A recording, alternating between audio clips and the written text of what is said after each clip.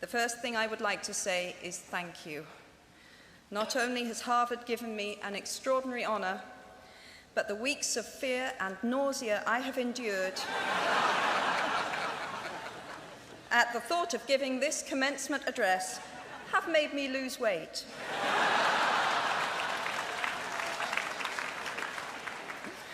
A win-win situation. Now all I have to do is take deep breaths, squint at the red banners, and convince myself that I am at the world's largest Gryffindor reunion.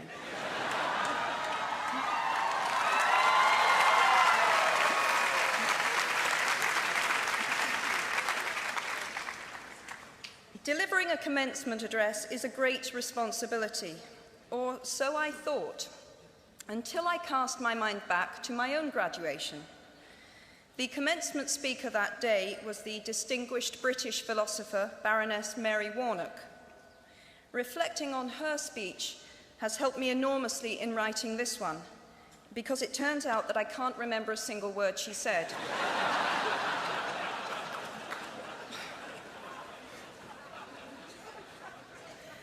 This liberating discovery enables me to proceed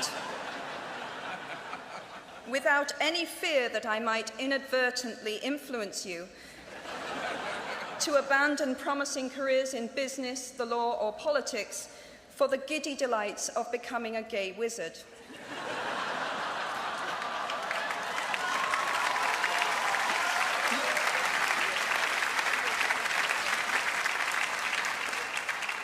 You see, if all you remember in years to come is the gay wizard joke, I've come out ahead of Baroness Mary Warnock.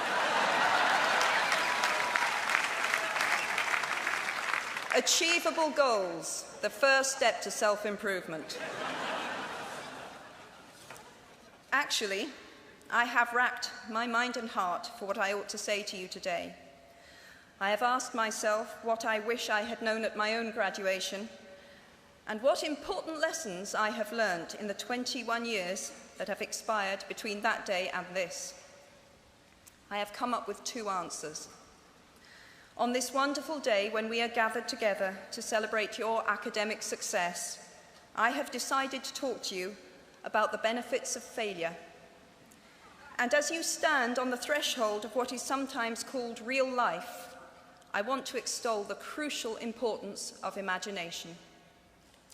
These may seem quixotic or paradoxical choices, but bear with me. Looking back at the 21-year-old that I was at graduation is a slightly uncomfortable experience for the 42-year-old that she has become. Half my lifetime ago, I was striking an uneasy balance between the ambition I had for myself and what those closest to me expected of me. I was convinced that the only thing I wanted to do, ever, was write novels. However, my parents, both of whom came from impoverished backgrounds and neither of whom had been to college, took the view that my overactive imagination was an amusing personal quirk that would never pay a mortgage or secure a pension. I know the irony strikes with the force of a cartoon anvil now, but... So they hoped that I would take a vocational degree. I wanted to study English literature. A compromise was reached that in retrospect satisfied nobody, and I went up to study modern languages. Hardly had my parents' car rounded the corner at the end of the road than I ditched German and scuttled off down the classics corridor. I cannot remember telling my parents that I was studying classics. They might well have found out for the first time on graduation day. Of all the subjects on this planet, I think they would have been hard put to name one less useful than Greek mythology when it came to securing the keys to an executive bathroom. Now, I would like to make it clear in parenthesis that I do not blame my parents for their point of view. There is an expiry date on blaming your parents for steering you in the wrong direction.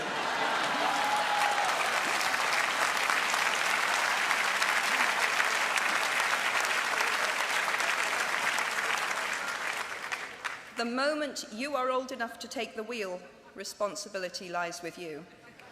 What is more, I cannot criticize my parents for hoping that I would never experience poverty.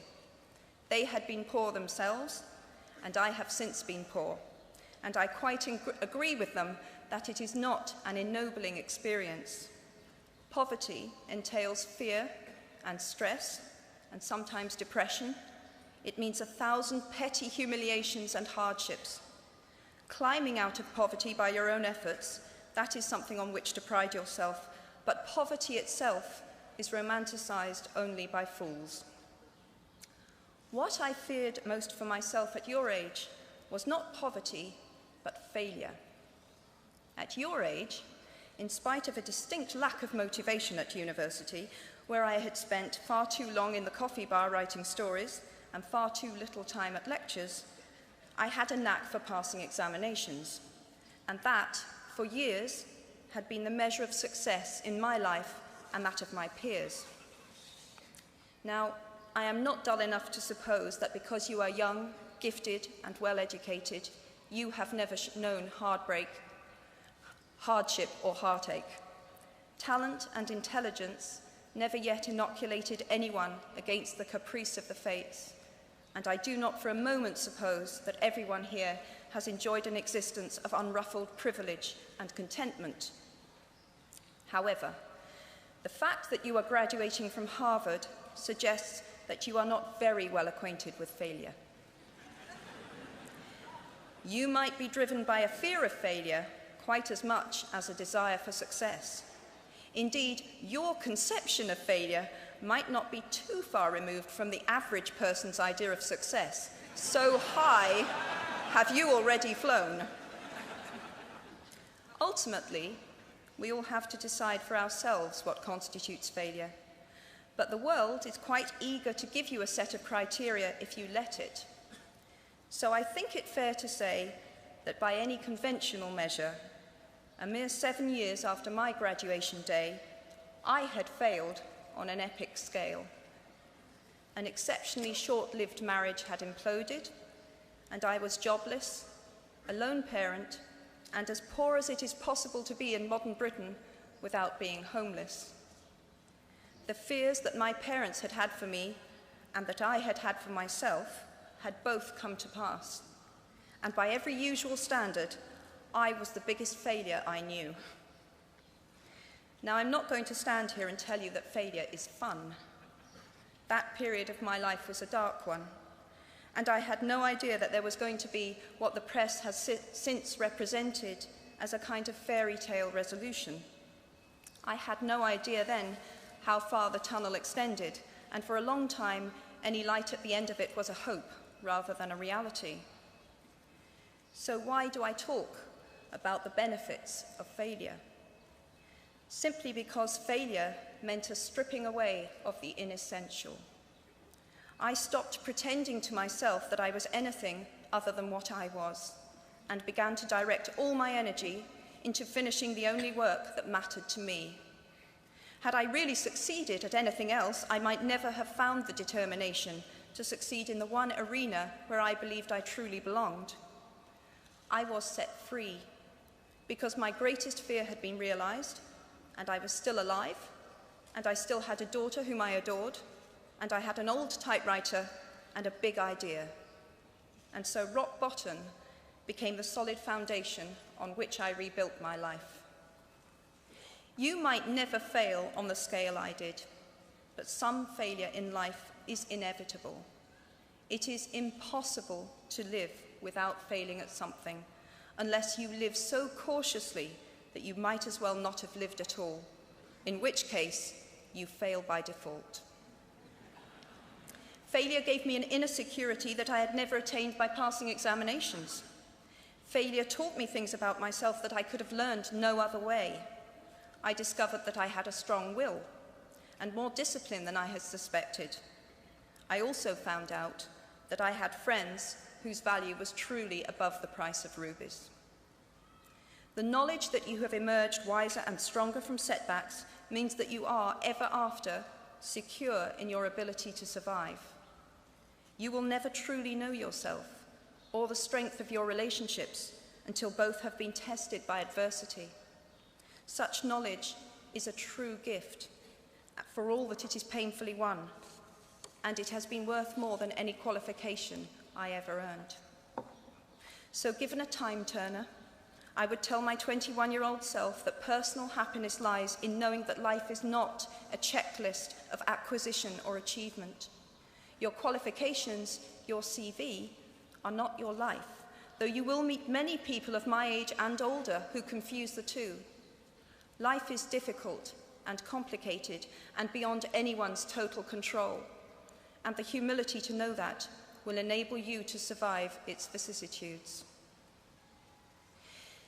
Now, you might think that I chose my second theme, the importance of imagination, because of the part it played in rebuilding my life, but that is not wholly so. Though I personally will defend the value of bedtime stories to my last gasp, I have learnt to value imagination in a much broader sense. Imagination is not only the uniquely human capacity to envision that which is not, and therefore the fount of all invention and innovation. In its arguably most transformative and revelatory capacity, it is the power that enables us to empathize with humans whose experiences we have never shared. One of the greatest formative experiences of my life preceded Harry Potter, though it informed much of what I subsequently wrote in those books. This revelation came in the form of one of my earliest day jobs. Though I was sloping off to write stories during my lunch hours, I paid the rent in my early 20s by working at the African Research Department of Amnesty International's headquarters in London. There in my little office, I read hastily scribbled letters smuggled out of totalitarian regimes by men and women who were risking imprisonment to inform the outside world of what was happening to them. I saw photographs of those who had disappeared without trace, sent to Amnesty by their desperate families and friends. I read the testimony of torture victims and saw pictures of their injuries. I opened handwritten, eyewitness accounts of summary trials and executions, of kidnappings and rapes. Many of my co-workers were ex-political prisoners, people who had been displaced from their homes or fled into exile because they had the temerity to speak against their governments. Visitors to our offices included those who had come to give information or to try and find out what had happened to those they had left behind. I shall never forget the African torture victim, a young man no older than I was at the time, who had become mentally ill after all he had endured in his homeland. He trembled uncontrollably as he spoke into a video camera about the brutality inflicted upon him. He was a foot taller than I was and seemed as fragile as a child. I was given the job of escorting him back to the underground station afterwards, and this man, whose life had been shattered by cruelty, took my hand with exquisite courtesy and wished me future happiness. And as long as I live, I shall remember walking along an empty corridor and suddenly hearing, from behind a closed door, a scream of pain and horror such as I have never heard since. The door opened, and the researcher poked out her head and told me to run and make a hot drink for the young man sitting with her. She had just had to give him the news that in retaliation for his outspokenness against his country's regime, his mother had been seized and executed. Every day of my working week in my early 20s, I was reminded how incredibly fortunate I was to live in a country with a democratically elected government, where legal representation and a public trial were the rights of everyone. Every day, I saw more evidence about the evils humankind will inflict on their fellow humans to gain or maintain power. I began to have nightmares, literal nightmares, about some of the things I saw, heard, and read. And yet, I also learned more about human goodness at Amnesty International than I had ever known before.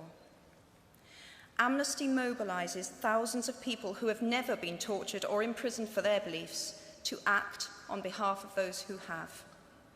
The power of human empathy leading to collective action saves lives and frees prisoners. Ordinary people whose personal well-being and security are assured join together in huge numbers to save people they do not know and will never meet. My small participation in that process was one of the most humbling and inspiring experiences of my life. Unlike any other creature on this planet, human beings can learn and understand without having experienced. They can think themselves into other people's places. Of course, this is a power, like my brand of fictional magic, that is morally neutral. One might use such an ability to manipulate or control just as much as to understand or sympathize. And many prefer not to exercise their imaginations at all. They choose to remain comfortably within the bounds of their own experience, never troubling to wonder how it would feel to have been born other than they are. They can refuse to hear screams or peer inside cages. They can close their minds and hearts to any suffering that does not touch them personally. They can refuse to know. I might be tempted to envy people who can live that way, except that I do not think they have any fewer nightmares than I do. Choosing to live in narrow spaces leads to a form of mental agoraphobia, and that brings its own terrors. I think the willfully unimaginative see more monsters. They are often more afraid. What is more, those who choose not to empathize enable real monsters, for without ever committing an act of outright evil ourselves, we collude with it through our own apathy. One of the many things I learned at the end of that classics corridor down which I ventured at the age of 18 in search of something I could not then define was this, written by the Greek author Plutarch: "What we achieve inwardly will change outer reality." That is an astonishing statement, and yet proven 1,000 times every day of our lives. It expresses in part our inescapable connection with the outside world, the fact that we touch other people's lives simply by existing. But how much more are you, Harvard graduates of 2008, likely to touch other people's lives? Your intelligence, your capacity for hard work, the education you have earned and received give you unique status and unique responsibilities. Even your nationality sets you apart. The great majority of you belong to the world's only remaining superpower. The way you vote, the way you live, the way you protest, the pressure you bring to bear on your government has an impact way beyond your borders. That is your privilege and your burden. If you choose to use your status and influence to raise your voice on behalf of those who have no voice, if you choose to identify not only with the powerful but with the powerless, if you retain the ability to imagine yourself into the lives of those who do not have your advantages, then it will not only be your proud families who celebrate your existence, but thousands and millions of people whose reality you have helped change. We do not need magic to transform our world. We carry all the power we need inside ourselves already. We have the power to imagine better. I am nearly finished. I have one last hope for you, which is something that I already had at 21. The friends with whom I sat on graduation day have been my friends for life. They are my children's godparents, the people to whom I've been able to turn in times of real trouble, people who have been kind enough not to sue me when I took their names for Death Eaters.